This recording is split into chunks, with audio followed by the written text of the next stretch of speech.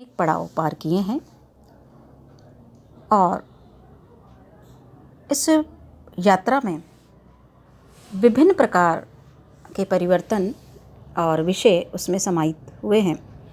आज हिंदी कहानी अपनी नवीन विशेषताओं और वैशिष्ट्य के कारण प्रस्तुत हुई है।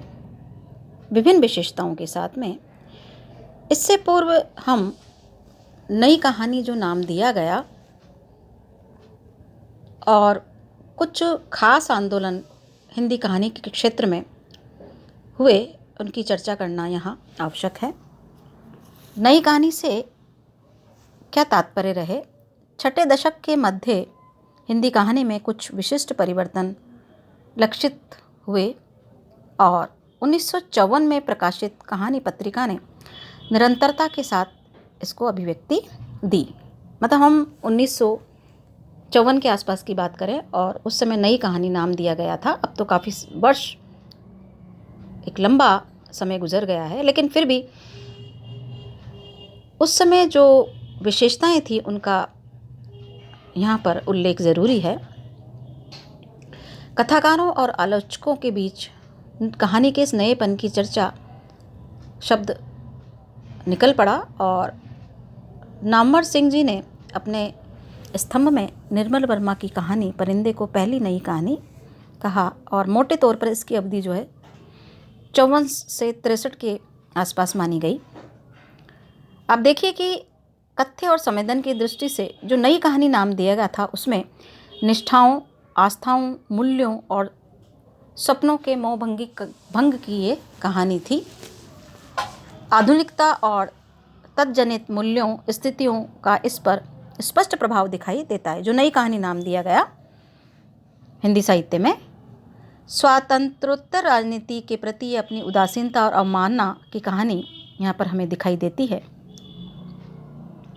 और इसमें हम देखें तो अनुभव की प्रामाणिकता, निजता, उसमें भोगे हुए यथार्थ का चित्रण, उस पर विशेष बल दिया गया। इस दृष्टि से इसे व्यक्तिवादी और आत्मपरक कहानियों का आंदोलन कहा जा सकता है। नए कथ्य और संवेदना के अनुरूप इसके रचना तंत्र में स्पष्ट बदलाव देखे गए। घटना, कथा, वर्णनात्मकता के लोप के कारण इसमें बिंब, प्रतीक, सांकेतिकता जो आज हम देख रहे हैं, वर्तमान जो नई कहानी एक नवीन रूप में, नवीन कलेवर के साथ प्रस्तुत हुई है, वो उस समय बिंब, प्रतीक, सांकेतिकता, काव्यात्मकता, उपादान के साथ में बड़े प्रयुक्त हुए हैं। उस समय की जो कहानी हम बात करें नई कहानी की, साठोत्तरी की हिंदी कहानी जो है, और उसमें देखिए कि घटना, कथा, वर्णनात्मकता जो एक प्रतीकात्मक स्वरूप में, एक संकेत के रूप में, एक बिंब के साथ में, प्रतीकों के साथ में हमारे समक्ष प्रस्तुत हुई, जिसमें मोहन राकेश, कमलेश्वर, राजेंद्र यादव, निर्मल वर्मा, मन्नू भंडारी, कृष्णा सोबती और उषा प्रेमवदा इसमें प्रमुख नाम है। मोहन राकेश की जो कहानी उल्लेखनीय इसमें उस समय की मलबे का मालिक, कमलेश्वर की राजा निर्बंसिया, निर्मल वर्मा की परिंदे, मन्नू भंडारी की यही सच है,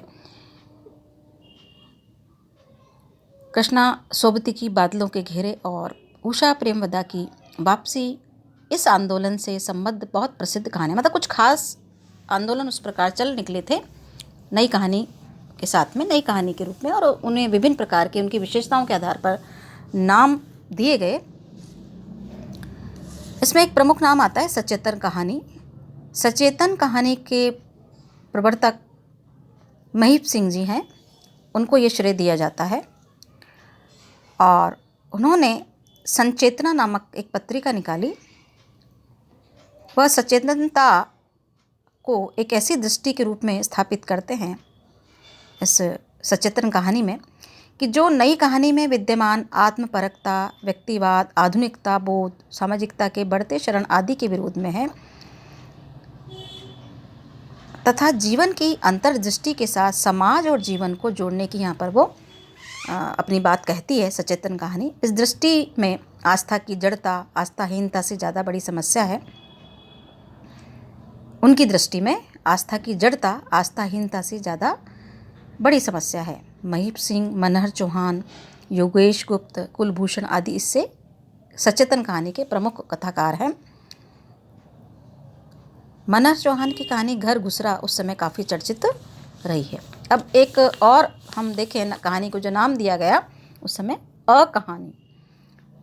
अकहानी का जो मूल स्वर है, जैसे अनिषेधवाचक, इसमें मूल स्वर विरोध, नकार, निषेध और ध्वंस का है। कहानी विधा के सभी प्रचलित मान मूल्यों को ये जो है नकारती हुई ये कहानी आगे बढ़ी। लेकिन समर्थक जो है इसे आंदोलन के बजाय एक दृष्टि मानते कि भाई उनकी अपनी सोच है, अपना चिंतन है। कहानी जो उन्होंने प्रस्तुत की इसमें कुंठा, यौन विकृति, वैचारिकता का शरण, राजनीति का निषेध, कथा, तत्व और ब्योरों के लगभग अनुपस्थिति इस कहानी में हमें दिखाई देते हैं। और रचना विधान की दृष्टि से ये अत्यंत दुरूह, अमूर्तन और फैंटेसी इस कहानी की प्रमुख विशेषता है, जो आसानी से प्रभाव नहीं छोड़ती और आसानी से समझ में नहीं आती है। अकहानी का प्रभावी समय 7वां दशक है, जिसमें गंगा प्रसाद विमल, रविंद्र कालिया, दूधनाथ सिंह, जगदीश चतुर्वेदी, राजकमल चौधरी प्रमुख अकहानीकार हैं, जिनकी कहानियाँ उस समय चर्चा में रही और कुछ जो विशेषताएं रहीं उनके आधार पर से ये नाम दिया गया। आगे हम देखें तो समांतर कहानी का नाम भी दिया गया और 8वें दशक के आरंभ में इसे अभिव्यक्ति देने के लिए कमलेश्वर ने सारिका के माध्यम से समांतर कहानी का आंदोलन चलाया। इसमें वादों और सभी जो आंदोलन चल रहे थे कहानी के क्षेत्र में, उन सबसे मुक्त आयु, विचारधारा वर्ग के लेखक जो थे उनका सबका आह्वान किया गया। भाई समांतर जो कहानी आंदोलन चला उसके अंदर कि सबको आमंत्रित किया गया, आह्वान किया गया और इस कहानी को आम आदमी से जोड़ने की दिशा की ओर बल दिया गया। इस प्रकार की कहानियाँ लिखी गई। कमलेश्वर, मेहरुनिसा परवेज, निरुपमा सेवती, सुधा अरोड़ा, जितेंद्र भाटिया आदि लगातार समांतर कहानी आंदोलन से या समांतर कहानी जो उस समय लिखी गई उससे जुड़े रहे।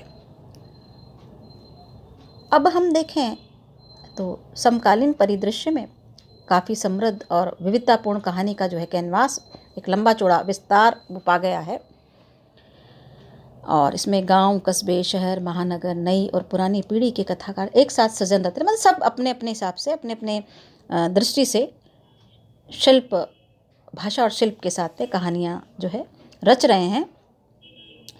और जो ये 2 नाम जो आंदोलन के लिए या इसका भी हमने पढ़ा, इसको सुना आपने, वो सब एक तरह से समाप्त हो गए और एक नवीन विचार दृष्टि के साथ सामाजिक सरोकार के प्रति गहरा जुड़ाव अब कहानी में दिखाई देता है। मतलब कोई भी विधा होती है, कोई भी रचना होती है तो वो अपने परिवेश, अपने तत्कालीन परिवेश को वो है प्रस्तुत करती है। तो वो सब कुछ भी इस कहानी में हमें अब जो कहानियाँ लिखी जा रही हैं उसके अंदर दिखाई देता है और उसमें विभिन्न प्रकार के जो है रचनात्मकता और सृजनात्मकता और विभिन्न प्रकार के जो विमर्श हैं, विभिन्न प्रकार की जो समस्याएं हैं जो आसपास दिखाई देती है कथाकार को, रचनाकार को, वो सब उसकी जो कहानी के विषय हैं, उसकी विषय वस्तु है।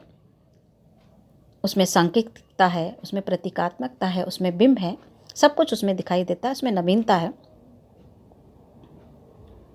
और एक लंबी फहरिस्त जो है कथाकारों की है, इसके विषय में हम आगे चर्चा करेंगे।